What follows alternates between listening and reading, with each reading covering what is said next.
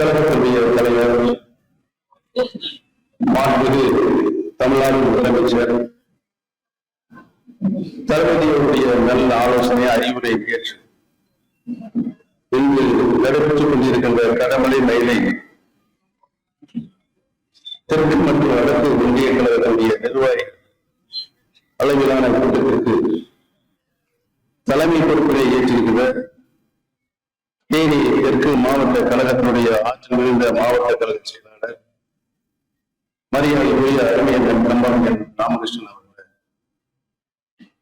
சிறப்பான இந்த கூட்டத்திற்கு வருகிறது நல்ல பல கருத்துக்களை இங்கே உரையாற்றி அமர்ந்திருக்கின்ற மாநில தேர்தல் பணிக்குழு செயலாளர் முன்னாள் நாடாளுமன்ற உறுப்பினர் அன்பிற்கினிய அருமையண்ணன் கம்பம் பி செல்வேந்திரன் அவர்களை, முன்னாள் நாடாளுமன்ற மாநிலங்களவை உறுப்பினர் அன்பிற்கினிய அருமை அண்ணன் SPM சையது கான் அவர்களை, முன்னாள் சட்டப்பேரவை உறுப்பினர் அண்ணன் திரு பி ஆசையன் அவர்களை, மாநில கொள்கை பரப்பு துணை செயலாளர் அன்பிற்கினிய அருமன் அண்ணன் கம்பம் ரா பாண்டியன் அவர்களை,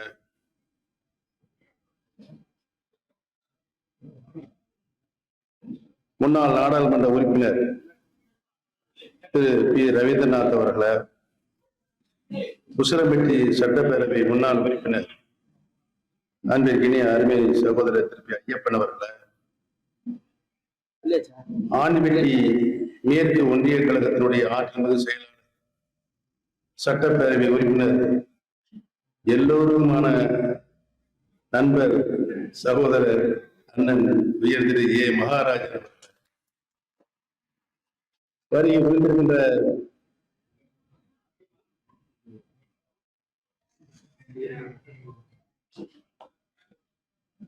கழக மாநில தீர்மான குழு இணை செயலாளர்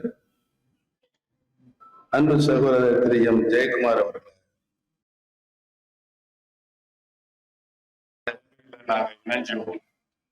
வரவேற்புரை என்ற கடமலை மயிலை தெற்கு திரு ஓ சுப்பிரமணி அவர்களை, கடமலை மயிலை வடக்கு ஒன்றிய செயலாளர்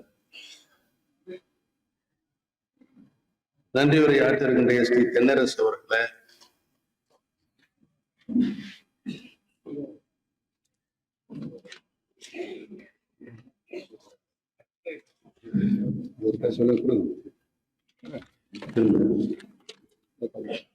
கடமலை கொண்டு ஊராட்சி கிளைக்கழகத்துடைய செயலாளர் திரு பி வேல்முருகன் அவர்களே, கனகேந்திரன் அவர்களே, மாரியப்பன் அவர்களே, பரமேஸ்வரன் அவர்களே, முன்னாள் ஒன்றிய கழக செயலாளர் திரு இளமழிதி பாண்டியன் அவர்களே, முன்னாள் ஊராட்சி ஒன்றியனுடைய தலைவர் திரு தீபாவளி ராஜ் அவர்களை, வருகை புரிந்திருக்கின்ற அன்பு சோதரர் திரு ஜெகநாதன் அவர்களை, பொதுக்குழு உறுப்பினர் திரு AR சேரன் அவர்களை, பொதுக்குழு உறுப்பினர் திரு சுதா ஆனந்தராஜா அவர்களை, மாவட்ட தொழிலாளி அணியினுடைய அமைப்பாளர் கே பவுன்ராஜ் அவர்களை, தெற்கு ஒன்றிய கழகத்தினுடைய நிர்வாகிகள் PS தமிழரசன் அவர்களே, தேசிய ராஜன் அவர்களே, துரைப்பாண்டியன் அவர்களே, திருமதி ராணியம்மாள் ராமர் அவர்களே, திரு MS மாடசாமி அவர்களே, திரு R சுப்பிரமணிய அவர்களே, திரு C அண்ணா நிதி அவர்களே, திரு R மதியலன் அவர்களே, வடக்கு ஒன்றிய கழகத்தினுடைய நிர்வாகிகள் திரு K ஜெயராம் அவர்களே, திரு SM சேர்மலை அவர்களே, திருமதி மரியானந்தம் அவர்களே, திரு K சிவகுமார் அவர்களே, திரு K ஐயப்பன் அவர்களே, திரு S பழனிசாமி அவர்களே, குறிஞ்சி பி மாடசாமி, திரு R ராஜா வருகை புரிந்திருக்கின்ற தேனி முன்னாள் நகர்மன்ற தலைவர் தேனி S முருகேசன் அவர்களை, முன்னாள் நகர்மன்ற உறுப்பினர் வைகை கற்பூசி அவர்களை, கூட்டுறவு சங்கத்துடைய தலைவர் ரங்கநாதன் அவர்களை, பொதுக்குழு உறுப்பினர் ஜெயக்குமார் அவர்களை, தேனி ஒன்றிய கழக செயலாளர் அரமணி சுப்பர் அவர்களை, வருகை வந்திருக்கின்ற முன்னாள் சின்னமனூர் ஒன்றிய கழக செயலாளர் விமலேசன் அவர்களை, தீபாவளி ராஜ் ஏற்கனவே சொல்லிட்டேன், முன்னாள் ஒன்றிய கழகத்துடைய செயலாளர் செல்வ கணபதி அவர்களை, நகர தேனி நகரத்தில் வந்திருக்கிற அருமை சோதரர் மணவன் அவர்களை, மாணவர் அணி திரு கார்த்திக் அவர்களை, கம்பம் ஒன்றிய கழகத்துடைய முன்னாள் செயலாளர் சூரிய பிரகாஷ் அவர்கள்,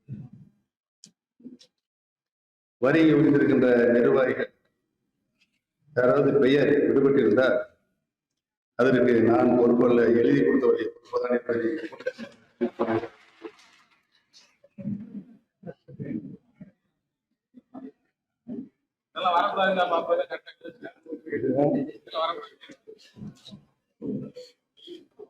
வரி விடுத்திருக்கின்ற மாநில, மாவட்ட, ஒன்றிய, நகர, பேரூர் கழகத்தினுடைய நிர்வாகிகளை, கிளைக்கழகத்தினுடைய நிர்வாகிகளை, பொறுப்பாளர்களை, திரளாக வரி விடுத்திருக்கின்ற மகளிர்களை சார்ந்த தாய்மார்களை, சகோதர சகோதரிகளை, வரி விடுத்திருக்கின்ற அத்தனை பேருக்கும் என்னுடைய பணிவான நன்றி கலந்த நல் வணக்கத்தினை இந்த நல்ல நேரத்திலே தெரிவித்துக் கொள்ள கடமைப்பட்டிருக்கிறேன். ஒரு சந்தோஷமான சூழ்நிலையில் நான் இந்த கூட்டத்தில் கலந்து கொள்வதில் உள்ளபடியே இன்று இங்கு இப்பொழுது நடைபெற்றுக் கொண்டிருக்கின்ற இந்த கூட்டத்தின் மூலமாக திரும்பவும் உங்களை எல்லாம் பார்க்கின்ற ஒரு நல்ல வாய்ப்பினை என் வாழ்நாளில் உருவாக்கி தந்திருக்கின்ற நம்முடைய கழகத்தினுடைய தலைவர் மாண்புமிகு முதலமைச்சர் அவர்களுக்கு என்னுடைய நன்றியை வணக்கத்தையும் இந்த கூட்டத்தின் மூலமாக தெரிவித்துக் கொள்ள கடமைப்பட்டிருக்கிறேன். அருமையான செல்வேந்தன் அவர்கள் கடந்த 28 ஆண்டுகளுக்கு முன்னால் நடைபெற்ற நிகழ்வுகளை பற்றி சொன்னாங்க. அவர் மாவட்ட கழகத்தினுடைய இளைஞரணி செயலாளராக, மாவட்ட கழக செயலாளராக, கொள்ளிபரப்பு செயலாளராக பணியாற்றுவது அவருக்கு கீழ் பெரியகுளம் நகர இளைஞரணி துணை செயலராக பணியாற்றுகின்ற ஒரு நல்ல வாய்ப்பினை என் வாழ்நாளில் நான் முதலாக அரசியல் பெற்ற பதவி என்பதை நான் இங்கு நன்றியோடு நினைவோடு கடமைப்பட்டிருக்கிறேன். அவருடைய பேச்சுக்கள், அறிஞர் காளிமுத்து அண்ணன் அவருடைய பேச்சுக்கள், 2 பேருக்கும் போட்டி வைத்தால் யார் வெற்றி வருவார்கள் என்ற நிலையில் யாராலும் தீர்மானிக்க முடிவாக அந்த காலகட்டத்தில் இருந்தது. அவர்களை நாங்கள் பார்த்து வியப்போடு பார்ப்போம். சரளமாக திறந்துவிட்ட மடையிலிருந்து தண்ணீரை எப்படி திறந்து விடுகிறோமோ அது போற வேகத்தில் அது மாதிரி பேசுகிறவருக்கு பெரிய ஒரு இலக்கிய படைப்பாளராக, பண்பாளராக, அரசியல் மேடை நாகரிகங்கள் அனைத்தையும் கொண்டு வந்து ஒருங்கி மக்களுடைய சிந்தனையை கொண்டு சென்ற ஒரு அருமையான பேச்சாளராக, எங்களுக்கெல்லாம் ஒரு முன்மாதிரியாக, ஆசிரியராக இருந்தார்கள் என்பதை நான் இங்கு நன்றியோடு தெரிவித்துக் கொள்ள கடமைப்பட்டிருக்கிறேன். அதிமுக என்ற இயக்கத்திலிருந்து அண்ணா உருவாக்கிய திராவிட முன்னேற்ற கழகத்தில் என்னை இணைத்துக் கொண்டு இம்மாதிரியான கூட்டங்களில் என்னை கலந்து கொள்ள செய்து எனக்கு ஒரு நல்ல வாய்ப்பினை தந்திருக்கின்ற நம்முடைய கழகத்தினுடைய தலைவர் மாண்புமிகு முதலமைச்சர் அவருக்கு நான் என்றும் நன்றி கடன் பட்டிருக்கிறேன் என்பதை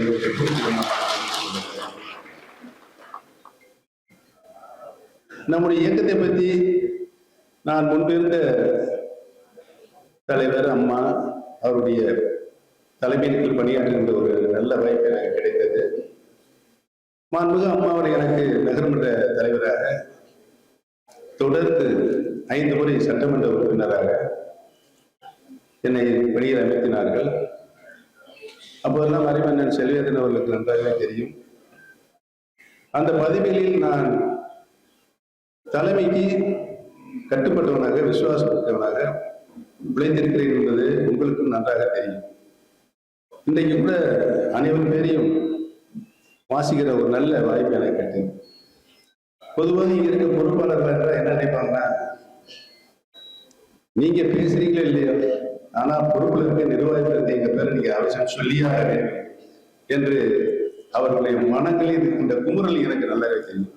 ஏன்னு சொன்னா ஒரு நேரத்தை ஏதோ ஒரு பேரை கெட்டு போயிடுவாங்க.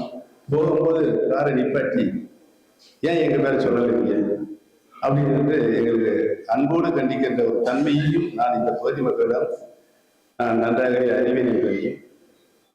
இந்த ஆண்டிவட்டி தொகுதி புரட்சி தலைவர் அவர்களை முதலமைச்சராகிய தொகுதி, மாண்புமிகு அம்மா அவர்களையும் முதலமைச்சராகிய தொகுதி என்ற பெருமை உங்களுக்கு இருக்கிறது என்பதை நான் இங்கே நன்றியோடு தெரிவித்துக் கொள்ள கடமைப்பட்டிருக்கிறேன். 50 ஆண்டு காலம் அனைத்து இந்திய அண்ணா முன்னேற்ற கழகத்தில் என்னுடைய பணி நிறைவாக இருந்தது. நிறைவாக இருந்தது காரணத்தில்தான் என்னை பொதுக்குழுவில் அவர்கள் மாண்புமிகு அம்மா அவர்கள் எப்படி எப்போது காலமாய்வார்கள் என்ற எதிர்பார்த்து காத்திருந்து அம்மா இறந்ததுக்கு பின்னால் 2016 கடைசி மாதங்களில் அவருடைய வேலையை ஆரம்பித்தார். நான் எதிர்பார்க்கவில்லை இப்படி ஒரு சம்பவம் எனக்கு எதிராக நடக்கும். ஏனென்று சொன்னால் அம்மாவுடைய தலைமையின் கீழ் பணியாற்றுகின்ற நான் எத்தனையோ நிர்வாகிகளை அம்மாவிடம் அழைத்து சென்று அறிமுகப்படுத்தி அவர்களுக்கு பல்வேறு பதவிகள் சட்டமன்ற உறுப்பினராக நாடாளுமன்ற உறுப்பினராக கிட்டத்தட்ட 9 அமைச்சர்களை அம்மா அவர்கள் அவர் தவறு செய்தார் என்று பொறுப்பிலிருந்து விடுவிக்கின்ற போது நான் அம்மாவிடம் சொல்லி கடந்த காலங்களில் அவர் கழகத்திற்கு பணியாற்றி இருக்கிறார்கள் என்று சொல்லி அதை தடுத்து நிறுத்தியவன் உண்டு அவர்களும் ஒன்று சேர்ந்து உண்டு என்னை வெளியேற்றுகின்ற பணியில் ஈடுபட்டிருந்தார் என்பதை எதிர்கின்ற பொழுது நான் மிகவும் மன வருத்தப்பட்டேன். அந்த மன வருத்தத்தின் அடிப்படையில் சின்னம்மா அவர்கள் பழனிசாமி அவர்களை அம்மா காலமானதுக்கு பின்னாலே என்னை முதலமைச்சராக நியமித்தார்கள். அதற்கு பின்னாலே 3 மாதம் கழித்து பழனிசாமி அவர்களை நியமித்தார்கள். வாழ்க்கையில் நான் செய்த மிகப்பெரிய தவறு, தலைவர் அம்மா இறந்ததுனால தர்ம யுத்தத்தை ஆரம்பிச்சேன். அந்த தர்ம யுத்தத்தில் பழனிசாமி சின்னம்மா அவர்கள் முதலமைச்சராக்கப்பட்டிருந்தார். அந்த நேரத்தில் அவர் மீது நம்பிக்கையில்லா தீர்மானம், முதலில் அவர் மீது நம்பிக்கையில்லா தீர்மானம் கொண்டு வந்தது நாங்கள் தான். அடுத்ததுக்கு நாள் பழனிசாமி மீது நம்பிக்கையில்லா தீர்மானம் கொண்டு வந்த போது என்னிடமும் நம்முடைய டிடிவி சார் அவர்கள் அனைவர் இருவரும் சேர்ந்தால் அவர் மந்திரியிலிருந்து சபையிலிருந்து தூக்கி எறியப்படுவார். அந்த சூழ்நிலை இருந்தது. அதற்கு முன்னால் என்னை சந்தித்து கழகம் பிளவுபட்டு இருக்கின்றது, நீங்கள் நினைத்தால் ஒன்றுபடுத்தலாம் என்று சொன்னதன் அடிப்படையில் நான் அதற்கு ஒத்துக்கொண்டு காரணத்தினால் என்னிடம் வந்து பல்வேறு பழனிசாமிக்கு ஆதரிக்காதீர்கள், அவரை ஆட்சியிலிருந்து அகற்ற வேண்டும் என்று சொன்னார்கள். அதை நான் ஏற்கவில்லை. ஏற்காமல் பழனிசாமிக்கு அந்த நிலையில் நான் ஆதரவு தந்ததினால்தான் அவர் 4.5 ஆண்டு காலம் பதவியில் இருக்க வேண்டிய ஒரு சூழல், முதலமைச்சர் ஒரு சூழல் இருந்தது. அந்த நன்றி கூட இருக்காமல் ஆரம்பத்திலிருந்து என்னை எப்படியாவது அரசியலிருந்து விலக்கி வைக்க வேண்டும் என்ற எண்ணத்தோடு அவர் செயல்பட்டார். அதைத்தான் நான் எதிர்த்தேன். நீங்கள் முதலாக என்னிடம் வந்து பேசுகின்ற பொழுது வேலுமணி தங்கமணி என்ற அமைச்சர் தான் என்னிடம் பேசினார். நீங்கள் பொதுச் செயலாளர்கள், அவர் முதலமைச்சராக இருக்கின்ற காரணத்தில் அவர் முதலமைச்சராக நீடிக்கட்டும் என்று சொன்னார்கள். நான் எனக்கு எந்த பதிவும் வேணாங்க, அவரே முதலமைச்சர் பொதுச் செயலாளர் வந்து யாராவது எடுத்துங்க அப்படின்னு சொன்னேன். இல்லை நீ இருங்க, கட்சி படி நீங்க பாருங்க அப்படின்னு சொன்னாங்க. சரின்னு ஒத்துக்கொண்டேன். அடுத்த நாள் இணைப்பு தேர்தல் குறித்தாகிவிட்டது, நேரம் குறித்தாகிவிட்டது. நைட்டு 11 மணிக்கு முதலமைச்சராக இருக்கின்றவர் எனக்கு தான் அரசியல் கட்சியில் பதவி வேணும்ல அப்படின்னு கேட்கும்போது அப்போதான் இந்த ஒருங்கிணைப்பாளர் என்னை கொண்டு வராங்க. ஏன்னா ஏற்கனவே பொதுச்செயலாளர் அம்மா தான் அப்படின்னு சொல்லி முடிவு பண்ணி அவங்களுக்கு பொதுச்செயலாளர் இருக்கட்டும் அப்படின்னு சொல்லி நிரந்தர பொதுச்செயலாளர் அம்மா அதனால பொதுச்செயலாளர் பதவி யாருக்கு வேணாம் என்று முடிவெடுக்கப்பட்டு என்னை ஒருங்கிணைப்பாளர் அவர் முதலமைச்சராக சொல்லி அந்த பணி முடிந்தது. நைட்டு 11 மணிக்கு அவர் நீங்க ஒருங்கிணைப்பாளர் இருங்க, அவர் இணை ஒருங்கிணைப்பாளராக இருக்கட்டும் அப்படின்னு சொன்னதால சரின்னு சொல்லிட்டேன்.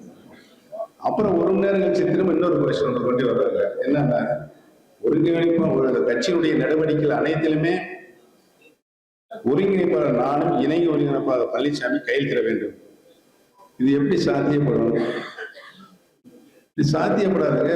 பின்னால பெரிய பிரச்சனை இருக்குது. ஒரு சின்ன சின்ன மனசாமல் வந்தா கூட அந்த முடிவெடுப்பதில் தாமதமாகவும் அந்த கருத்தை வச்சு உருவாக்கும் என்று சொன்னதன் அடிப்படையில் அவர்கள் ஏற்க மறுத்தார்கள். சரி, நான் வேணாம் உதவினா பன்னீர்செல்வம் கழகம் இணைவதற்கு தடையாக இருக்கிற சில தவறான கருத்து தொண்டர்களும் பரிவர்த்தனை வச்சு நான் அதுக்கு சரி என்று சொல்லிட்டேன். நான் அரசியலில் இருந்து ஒரு தவறு செய்தேன் என்று சொன்னால் பழனிசாமி அரசை காப்பாற்றி அவருக்கு இணை ஒருங்கிணைப்பாளர் கழகத்துடைய அத்துணை நடவடிக்கையிலும் கையெழுத்திடுவது என்று ஒத்துக்கொண்டதுதான். 4 வருஷம் அவர் என்னென்ன செய்தாலும் அதுக்கு ஒத்துழைச்சு கண்ணை மூடிட்டு எந்த பிரச்சனையும் பண்ணக்கூடாது, கழகம் என்ன பிளவுபடக்கூடாது. கடைசியில் தேர்தல் 2016 முடிஞ்சு 2021 தேர்தல் வருவதற்கு ஒரு வருஷத்துக்கு முன்னால அப்பதான் பிரச்சனை கிளப்புறாங்க. ஒற்றை தலைமை என்ற பொதுச் செயலாளர் பதவி உருவாக்கப்பட வேண்டும் என்று. இது நீங்க தான் பொதுச் செயலாளர் மாண்புமிகு அம்மா அவர்கள் பொதுக்குழு வச்சு நிரந்தர பொதுச் செயலாளர் மாண்புமிகு அம்மா அவர் தான் என்று முடிவெடுக்கப்பட்டு ஒருங்கிணைப்பாளர் இணை ஒருங்கிணைப்பாளர் தேர்ந்தெடுக்கப்பட்டார். இப்ப நீங்களே திரும்ப பொதுச் செயலாளர் அம்மாவுடைய பதவியை அவருக்கு அந்த பதவி நிரந்தர பொதுச் செயலாளர் பதவியை நீக்கிவிட்டு பொதுச் செயலாளர் என்று சொன்னால் மாண்புமிகு அம்மா கௌரவம் செய்ததாக என்று சொல்லி அதை காதலே வாங்கிக்கலாம். அடுத்த வாரம் இன்னொரு வாரம் அதுக்கடுத்த வாரம் சொல்றாங்கன்னா வர்ற சட்டமன்ற தேர்தல் எந்த சட்டமன்ற 2021 அவர் தான் முதலமைச்சர்னு நம்ம தீர்மானம் போடணும் அப்படின்றாங்க. எங்க 1980 திமுகவும் காங்கிரசும் உடன்பாடு கொண்டது. அந்த உடன்பாட்டில் ஆளுக்கு 117 110 பிரிச்சாங்க. பிரிச்சனா தலைவர் ஒரு சொன்னார், சரி பிரிச்சுக்கிட்டே சந்தோஷம். ஏன்னா 77 தருவதே முதலமைச்சர், 80 அந்த தேர்தல் யார் முதலமைச்சர் அப்படின்னு கேட்டார். கேட்டாங்கன்னா கலைஞர் முதலமைச்சர்னு அறிவிச்சிட்டாங்க. அப்பதான் நான் என்ன தவறு செய்தேன், ஏன் என் ஆட்சியை கலைஞர் தலைவர் அவர்கள் சுற்றுப்பயணம் 2ஆம் முறை தலைவர் முதலமைச்சர் ஆகிட்டார். அந்த நிலைமை இப்பொழுது நீங்கள் முதலமைச்சரை முன்கூடியே நீங்கள் அறிவித்தீர்கள் என்று சொன்னால் தேர்தலில் மிகப்பெரிய தோல்வியை சந்திக்க வேண்டிய சூழல் ஏற்படும் என்று சொன்ன கேட்கல. அவங்க அறிவிச்சிட்டாங்க, முடிஞ்சு போச்சு. 2023 தேர்தல் வருது. முதலமைச்சர் பழனிசாமி அறிவிச்சாங்க. கலைஞர் நமது கழக தலைவர் தளபதியை ஒரு கொஸ்டின் போட்டார். நம்ம பத்திரிகை மற்றும் தொலைக்காட்சி நண்பர்கள்லாம் தளபதியை பார்த்து பழனிசாமி தேர்தல் பிரச்சாரத்தை ஆரம்பித்து விட்டாரு, நீங்கள் எப்போது ஆரம்பிக்க போகிறீர்கள்? பழனிசாமி தேர்தல் பிரச்சாரம் ஆரம்பிச்சுட்டாரா? உறுதியாக நான் வெற்றி பெற்று தமிழ்நாடு முதலமைச்சராக வருவேன் என்று அன்றைய 2021 தளபதி அவர்கள் சொன்னார்கள். தளபதி அவர் சொன்னபடியே அவர் வெற்றி பெற்று முதலமைச்சரானார்.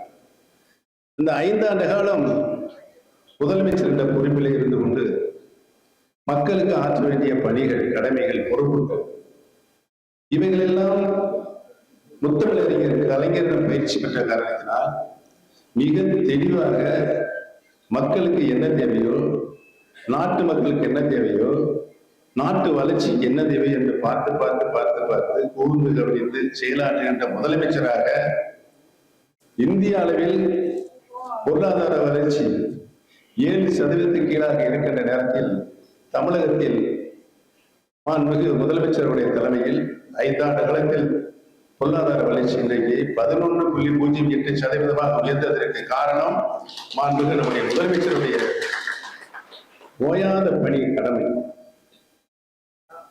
அவர் தன் உடல்நிலையை கூட பாராமல் இரவு பகலும் ஒரு பக்கம் கட்சி ஒரு பக்கம் ஆட்சி, இவை இரண்டையும் 2 கண்களாக பாவித்து அவர் பணியாற்றுகின்ற விதம், நடந்து கொண்டது முறை, சட்டமன்றத்தில் அவர் நடந்து கொண்டது முறை, சட்டமன்ற உறுப்பினர்கள் எதிர்கட்சி வரிசையில் தோழமை கட்சியில் பேசுகின்றதெல்லாம் உன்னிப்பாக கவனிக்கின்ற முறை, ஒரு நேரத்தில் நம்முடைய மாண்புமிகு சபாநாயகர் அவர்கள் கூட பேசுகின்ற வாய்ப்பை பேசி முடிச்சாச்சு, உங்களுக்கு வாய்ப்பு கொடுத்தே உட்காருங்க, நீ வாய்ப்பு இல்லை என்று சொன்னது கூட தளபதி அவர்கள் இருந்து ஒரு வாய்ப்பு கொடுங்க, நான் பதில் சொல்லித்தரேன் அப்படி சொன்னார்கள். அந்த அளவுக்கு பொறுமையோடு பேரறிஞர் அண்ணா அவர்கள் எப்படி சட்டமன்றத்தை நடத்தினார்களோ, முத்தமிழறிஞர் எப்படி சட்டமன்றத்தை நடத்தினார்களோ, அந்த அடிப்படையில் நம்முடைய தளபதி அவர்கள் சட்டமன்ற மாண்புகளை காப்பாற்றப்பட வேண்டும், சட்டமன்ற உறுப்பினர்கள் தெரிவித்த கருத்துகளுக்கு முறையாக உரிய பதிலை தர வேண்டும் என்றுதான் அவர் சபையை நடத்தி காட்டினார் என்பதை நான் இங்கு சுட்டிக்காட்ட கடமைப்பட்டிருக்கிறேன். ஒரு அனுபவம், நம்முடைய முத்தமிழ் அறிஞருடைய அனுபவம் ஒருங்கி பெற்ற காரணத்தினால் அவர் எந்த நேரத்திலும் மொழி பெறலாமல், தடுமாறாமல், உறுதியாக நின்று ஆணித்தரமான பதிலை சொன்ன ஒரே முதலமைச்சராக 5 ஆண்டு காலம் அவர் சட்டமன்றத்தை நடத்தி காட்டினார் என்பதுதான் வரலாறு. இந்த அடிப்படையில் 5 ஆண்டு காலம் தமிழகத்திற்கு தேவையான, மக்களுக்கு தேவையான ஒரு மனிதனுக்கு உணவு, உடுக்க உடை, இருப்பிடம், இதை ஆளுகின்ற ஆட்சியாளர்கள் நிறைவாக தர வேண்டும். அந்த வகையில் தான் உண்ண உணவாக, உடுக்க உடையாக, குடியிருக்க வீடுகளாக இப்படி பார்த்து பார்த்து செய்ததோடு மட்டுமல்லாமல் கல்வித்துறையில் எண்ணற்ற பல சாதனைகள். பழனிசாமி காலத்தில் 2019 லேப்டாப் நிப்பாட்டார் அம்மா திட்டம். 2019 தாலிக்கு தங்க நிப்பாட்டினார் பழனிசாமி.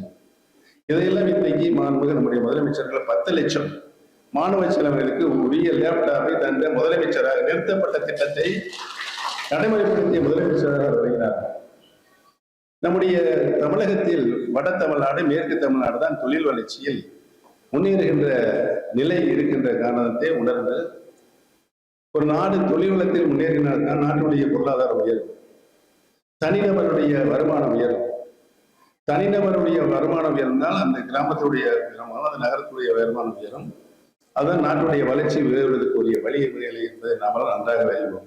அந்த வகையில் நம்முடைய தென் மாவட்டங்களில், தெற்கத்திய மாவட்டங்களில் இருந்து படித்த இளைஞர்கள் வெளி மாநிலங்களோ அல்லது வெளிநாடுகளில் சென்று வேலைவாய்ப்பை தேடுகின்ற ஒரு சூழ்நிலை இருக்கு என்பதை நம்முடைய தளபதி உணர்ந்து அவர்கள் தென் மாவட்டங்களில் மதுரை, திருநெல்வேலி, தூத்துக்குடி, தேனி இப்படி பின்தங்கி இருக்க தொழில் வளத்தில் பின்தங்கிய மாற்றத்தை கருத்தில் கொண்டு உலகத்தில் இருக்கிற முதலீட்டாளர்லாம் இன்னைக்கு தமிழகத்தில் கூட்டு வந்து மாநாடு நடத்தி அந்த முதலீட்டாளர்கள் பல லட்சம் கோடி ரூபாய்களை முதலீடாக பெற்று இன்றைக்கு தென் மாவட்டம் தொழில் வளர்ச்சியில் வட மாவட்டங்களுக்கு இணையாக, ஏன் ஒருபடி மேலாக தொழில் வளர்ச்சி பெறுவதற்கு என்று நல்லபடிய நடவடிக்கை எடுக்கப்பட்ட தொழிற்சாலைகள் உருவாக்கப்பட்டு நம்முடைய இளைஞர்கள் இந்த மாவட்டத்திலேயே தெற்கத்திய பகுதியிலேயே வேலைவாய்ப்பை உருவாக்குற ஒரு நல்ல சூழலை நம்முடைய தளபதி அவர்கள் உருவாக்கி தந்திருக்கிறார்கள் என்பதை எல்லாம் இந்த நேரத்தில் நான் பணிவோடு கடமைப்பட்டிருக்கிறேன்.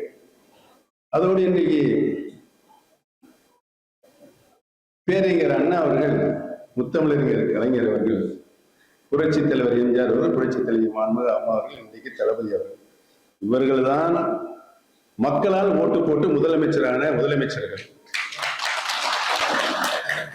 நான் உட்பட புரட்சி தலைவர் அம்மா அவர்களால் நியமனம் செய்யப்பட்டது. பழனிசாமியும் சின்னம்மா அவர்களால் நியமனம் செய்த முதலமைச்சர் தான் என்பதை தெரிவித்துக் கடமைப்பட்டிருக்கிறேன்.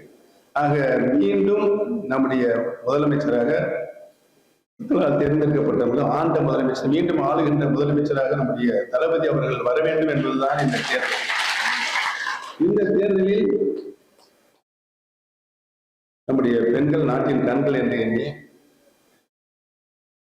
நம்முடைய தளபதி அவர்கள் பல்வேறு திட்டங்களை, தாய்மார்கள் தான் அந்த குடும்பத்தினுடைய குடும்ப தலைவியாக இருந்து பல்வேறு நிலைகளில் பொறுப்புகளை ஏற்று அனைத்து பணிகளையும் கடமையும் செய்கின்றவர்கள் நம்முடைய தாய்மார்கள் என்று தாய்மார்களுக்கு, சகோதர சகோதரிகளுக்கு உரிமை தொகை மாதம் வழங்குகிற நிலை 3 மாசத்துல மொத்தமா சேர்த்து கொடுத்துட்டு வரப்போற 2 மாசத்துலயும் சேர்த்து 5000 ரூபாய். அவங்களுக்கு தெரியாது, ஒரே நாள் இரவுல எல்லாருடைய பேங்க் கணக்கு, வங்கி கணக்கு 5000 ரூபாய் போச்சு. காலைல பேங்க் அதிகாரிகள் கூப்பிட்டு, ஐயா உங்க பேங்க்ல 5000 ரூபாய் கொடுத்துருக்காங்க. யார் கொடுத்தது? நம்ம முதலமைச்சர் தான் கொடுத்துருக்காரு. அப்படியா அப்படின்னு சொல்லி உடனே பாஸ்போர்ட் எடுத்து போய் எல்லாம் வாங்கிட்டீங்களா? நீங்க வாங்கிட்டீங்களா? அதே சந்தோஷம் உட்காந்துருக்கீங்க, தெரியுது. ஆக ஒவ்வொருவருடைய மனநிலையை அறிந்து அவருடைய குறைகளை தீர்க்கின்ற முதலமைச்சராக நம்முடைய தளபதி அவர் இன்றைக்கு நாட்டை வழிநடத்தி சென்று கொண்டிருக்கிறார் என்பதை நான் நன்றாக. அவர் கூட்டணி அமைச்சர், நாடாளுமன்ற தேர்தல் 2 நாடாளுமன்ற தேர்தல் கூட்டணியை அப்படியே ஒருங்கிணைத்து வெற்றி, சட்டமன்ற தேர்தல் இப்ப வெற்றி சென்ற 21. இப்பையும் மீண்டும் ஆண்ட முதல்வர், மீண்டும் ஆளுகின்ற உரிமையை பெறப்போகின்ற, மக்களால் பெறப்போகின்ற முதலமைச்சராக நம்முடைய தளபதி வளம் வருவார் என்பதை கூட்டத்தின் மூலமாக தெரிவித்துள்ள. சுருக்கமா சொல்லிட்டேன். நான் என்னை எப்படி வெளியேற்றினாங்க, தாய் என்பதோடு என்னை எப்படி நம்முடைய தலைவர், கழக தலைவர் தாங்கி பிடித்து இப்ப மறுபடியும் உங்கள்கிட்ட கொண்டாந்து சேர்த்திருக்காரு. நீங்க போங்க, நீங்க போய் நம்ம சொந்த பந்தங்கள்லாம் பாருங்க அப்படின்னு சொல்லி உங்களை எல்லாம் பார்க்கறதுக்கு அனுப்பிச்சிருக்காரு. அவருக்கு அந்த மனப்பார்வை, ஒரு தாய் மக்கள், நாம் அனைவரும் ஒரு தாய் மக்கள் என்ற நிலையில் தான் புரட்சி தலைவர் அண்ணா அவர்கள் கண்ட கனவு நிறைவேறியது. இப்பொழுது நம்முடைய தளபதி அவருடைய கனவு தென் தமிழ்நாடு முழுக்க நான் போயிட்டு வந்துட்டேன். எங்க தூத்துக்குடி, ராமநாதபுரம், திருநெல்வேலி, நாளைக்கு இப்போ இங்கே ஆண்டிப்பட்டி, நாளைக்கு ஸ்ரீலிபுத்தூர், விருதுநகர், அப்புறம் சிவகங்கை இப்படிலாம் போய் பார்த்துட்டு சொந்த பந்தங்கள்லாம் பார்த்துட்டு நீங்கள் போயிட்டு அவங்களுடைய எண்ணங்கள்லாம் எந்த நிலையில் இருக்குதுன்னு கேட்டாருங்க. மறுபடியும் நீங்கள் தான் முதலமைச்சராக வர வேண்டும் என்றுதான் தென் தமிழ்நாடு மட்டுமல்லாமல் தமிழகம் முழுவதும் பரவலாக ஒரு எண்ணங்கள் இருக்கிறது. பொதுமக்களத்தில் ஒரு எண்ணம் இருக்கு. சிறப்பான ஆட்சியராக எந்த பக்கம் சட்டம் ஒழுங்கு பிரச்சனையை கையில் எடுத்து எந்த ஜாதி பிரச்சனை இல்லை, மத கலர்லாம் இல்லை, எல்லா மக்களும் மகிழ்ச்சியோட இருக்காங்க. எல்லா தேவைகளையும் பூர்த்திக்கிற முதலமைச்சராக நீங்க இருக்கீங்க அப்படின்னு சொல்லி இருந்தாலே நீங்க போயிட்டு வாங்க அப்படின்னு அனுப்பிச்சிருக்காங்க. மீண்டும் ஆண்டிப்பட்டி தொகுதியில் நம்ம கடமலுக்கும் இந்த பகுதியில் உங்களை சந்திக்கின்ற ஒரு நல்ல வாய்ப்பு கிடைக்கப்பட்டது. இன்னைக்கு எடுத்த சர்வே பிரகாரம் நம்முடைய தேனி மாவட்டத்தில் பொருளாதாரத்தில் ஒன்றியங்கள் வாரியாக, நகரங்கள் வாரியாக, பேர்கள் வாரியாக கடமலை ஒன்றியம் ஒன்றுதான் பொருளாதாரத்தில் முன்னேறி போய் கொண்டிருக்கின்ற புள்ளி விவர கணக்கில் வருது. அது உங்களுடைய உழைப்பினால் வந்தது. இங்கே கிடக்கிற மூலப்பொருட்களை வைத்து நீங்கள் உழைக்கின்றீர்கள். அதன் மூலமாக நீங்கள் தனிநபர் வருமானத்தை பெறுகிறீர்கள். அதன் மூலமாக உங்களுடைய பொருளாதாரம் உயர்கிறது. உங்களுடைய பொருளாதாரம் வளர்கின்ற காரணத்தால் நம்முடைய மாவட்டத்தினுடைய பொருளாதாரம் வளர்கின்ற ஒரு சூழ்நிலை புள்ளி விவர கணக்கு சொல்கின்ற அடிப்படையில் இன்றைக்கு இருக்கின்ற அனைத்து ஒன்றியங்களுமே கடமலை மேலே ஒன்றியம் தான் பொருளாதார நிலையில் உயர்ந்து கொண்டு போய் இருக்கிறது என்பதை எண்ணுகின்ற பொழுது உழைப்பவரே உயர்ந்தவர் என்ற கொள்கையின் அடிப்படையில் நீங்கள் அனைவரும் இன்றைக்கு மகிழ்ச்சியோடு தன்னிறைவு பெற்ற ஒன்றியமாக நம்முடைய ஒன்றியம் விளங்கிக் கொண்டு இருக்கிறது. அதற்கு உங்களுடைய உழைப்பு தான் மூலதனம் என்பதை நான் இங்கே சுட்டிக்காட்ட கடமைப்பட்டிருக்கிறேன். ஆக பெரியவர்களே, தாய்மார்களே, நடைபெற இருக்கின்ற தேர்தல் எத்தனை அச்சுறுத்தல் வந்தாலும் தமிழகம் சொல்லுங்க தலை வணங்காது. டெல்லி பட்டணத்திலிருந்து நம்முடைய தளபதியை பல்வேறு நிலைகளில் அழுத்தம் கொடுக்குறாங்க. அதாவது ஒரு மாநிலத்திற்கும் நிதி பகிர்வு உண்டு. அந்த தமிழகத்தில் இந்தியாவில் இருக்கின்ற கலெக்ஷன் ஆகிற வரி இருக்குல்ல, அந்த வரியை மீண்டும் மாநிலத்துக்கு பகிர்ந்து கொடுக்க வேண்டிய பொறுப்பு மத்திய அரசுக்கு இருக்கு, ஒன்றிய அரசுக்கு இருக்கு. இது அரசியல் சட்டத்தின்படி செய்தே ஆக வேண்டும். 3 நிதி கமிஷன் நியமிச்சிருக்காங்க. 3 நிதி கமிஷன் மொத்தமாக நமக்கு 40% நிதி பகிர்வு வர வேண்டும். தமிழுடைய வளர்ச்சி திட்டங்களுக்கு 40% தர மறுத்து வெறும் 4% மத்திய அரசு, ஒன்றிய அரசு நமக்கு தந்தது. இதில் நம்முடைய மாண்புமிகு முதலமைச்சர் நீ என்ன அச்சுறுத்தல் பண்ணாலும் சரி, நான் தலை சொல்லுங்க கலைக்கூடிய தமிழக மக்களை நான் காப்பாற்றுவே தீர்வேன். எப்படி? மாநிலத்தினுடைய சொந்த நிதியை கொண்டு உங்கள் திட்டையும் தமிழக அரசுடைய திட்டங்களை நிறைவேற்றி காட்டுகிற முதலமைச்சராக இன்றைக்கு மாண்புமிகு தளபதி அவர்கள் அத்தனை திட்டங்களையும் 100% செய்து முடித்திருக்கிறார்கள் இந்த கூட்டத்தின் மூலமாக தெரிவித்துக் கொள்ள கடமைப்பட்டார்கள். 40% தர வேண்டிய நிதி 4% கொடுத்த நிலையில் கூட மக்களுடைய நலத்திட்டங்கள், அந்த நலத்திட்டங்கள் தொலைநோக்கு பார்வையுடைய திட்டங்களாக, தொலைநோக்கு பார்வையிடக்கூடிய திட்டங்கள் என்று சொன்னால் திட்டத்துடைய பலன் இன்றைக்கு வாழ்கின்ற மக்களுடைய திருக்கரங்களை நேரடியாக இன்றைக்கு செய்த ஆட்சி. இன்றைக்கு வாழ்கின்ற மக்களும் அந்த திட்டத்துடைய முழு பயன் பெற வேண்டும். எதிர்காலத்தில் 50, 100 ஆண்டுகள், 200 ஆண்டுகளுக்கு பின்னாலேயும் இந்த திட்டத்துடைய பலனை அவர்கள் பெற வேண்டும் என்றுதான் நம்முடைய தளபதி அவர்கள் பார்த்து அத்தனை திட்டத்தையும் நாட்டு மக்களுடைய வளர்ச்சிக்காக, நாட்டு மக்களுடைய வளர்ச்சிக்காக பார்த்து நிறைவேற்றிக் கொண்டிருக்கிறார்கள் என்றால் நம்ம நல்ல அறிவு. முன்பெல்லாம் திட்டத்தை அறிவிப்பாங்க, அதிகாரிகள் பார்த்து கொடுத்துருப்பாங்க அப்படின்னு சொல்லிட்டு போயிடுவாங்க. ஆனால் இன்றைக்கு முதலமைச்சர் அவர்களே நேரடியாக மக்களை சந்தித்து வழங்கி கொண்டிருக்கிறார்கள். மற்ற மாவட்டங்கள் அமைச்சர்கள் மூலமாக வழங்குறது ஒரு நல்ல ஆரோக்கியமான சூழலை அந்த திட்டம் முழுமையாக 100% நிறைவேறியுள்ளதா என்பதை தலைமைகள் ஆய்வு செய்கிறார். இதுதான் ஒரு நல்ல அரசுக்கு நிர்வாக திறமை படைத்த முதலமைச்சராக நம்முடைய முதலமைச்சர் இந்தியாவில் ஆளுகின்ற 38 மாநிலங்கள் ஆளுகின்ற முதலமைச்சரை காட்டும் முதல் முதலமைச்சராக இன்றைக்கு விளங்கிக் கொண்டிருக்கிறார் என்பதை நான் இந்த கூட்டத்தின் மூலமாக பணிவோடு கேட்டுக்கொள்ள கடமைப்பட்டிருந்தேன். இந்த நேரத்தில் தான் வருது தேர்தல், சட்டமன்ற பொது தேர்தல்.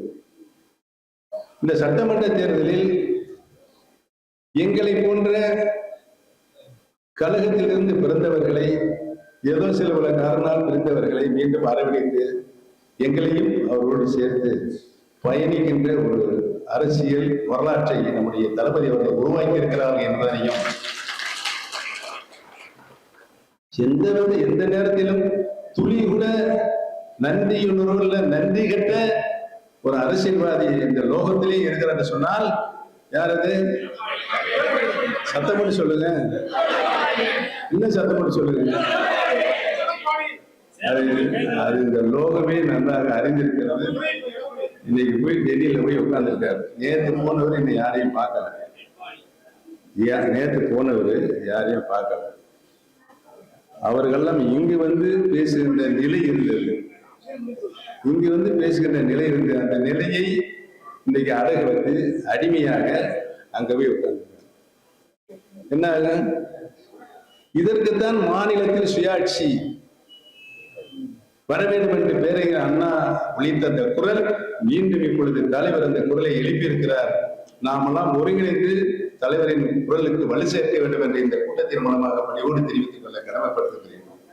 ஆக வருகின்ற காலங்கள் நம்முடைய தமிழ் மக்களுக்கு அவருடைய வாழ்வு வளம் பெறுவதற்கும் மேம்படுவதற்கும் ஆண்ட நம்முடைய தளபதி மீண்டும் ஆளுவதற்கு ஒரு நல்ல வாய்ப்பாக அவருக்கு நீங்கெல்லாம் மனம் வந்து தருகின்ற நிலையில் இருக்கிறீர்கள். 234க்கு 234 என்ற நிலையை தமிழகம் பெற வேண்டும், ஒரு மகத்தான வெற்றியை பெற வேண்டும், மீண்டும் நம்முடைய தளபதி அவர்கள் முதலமைச்சராக தமிழகத்திற்கு வர வேண்டும் என்ற நிலையை இன்னைக்கு எடுத்தாக வேண்டும் என்ற ஒரு காலகட்டத்தில் நாம் இருக்கிறோம். அந்த நிலையை நீங்கள் உறுதியாக எடுப்பீர்கள் என்ற நம்பிக்கையோடு தான் தளபதி உங்களை சந்திக்க என்னை அனுப்பியிருக்கிறார்கள் என்பதை எல்லாம் இந்த கூட்டத்தின் மூலமாக தெரிவித்துக் கொண்டு, நமது சின்னம் நல்லா சொல்லுங்க, சின்னம் நல்லா சொல்லுங்க, உங்க பக்கத்து சவுண்டே வரலையே. இந்த லோகத்தை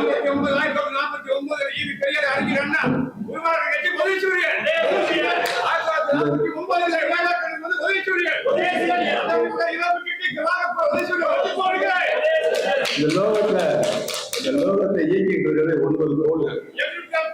9 கோள்கள் தான் ஐயா. நான் முடிச்சப்ப நீங்க வந்து பேசுங்க. இந்த லோகத்தை இயக்கின்றது 9 கோள்கள். இந்த 9 கோள்களையும் பவர்ஃபுல் கோள் என்ன? சூரியன் தான். சூரியன் எப்படி எந்த இடத்துல நம்முடைய அண்ணா அந்த யோசனை பண்ணி இந்த சின்னத்தை தேர்ந்தெடுத்தா இருக்காது. இந்த சூரியன் தான் எந்த காலத்திலும் எந்த காலத்திலையும் ஆளுகின்ற நிர்வாக திறமை படைத்தது சூரியன்.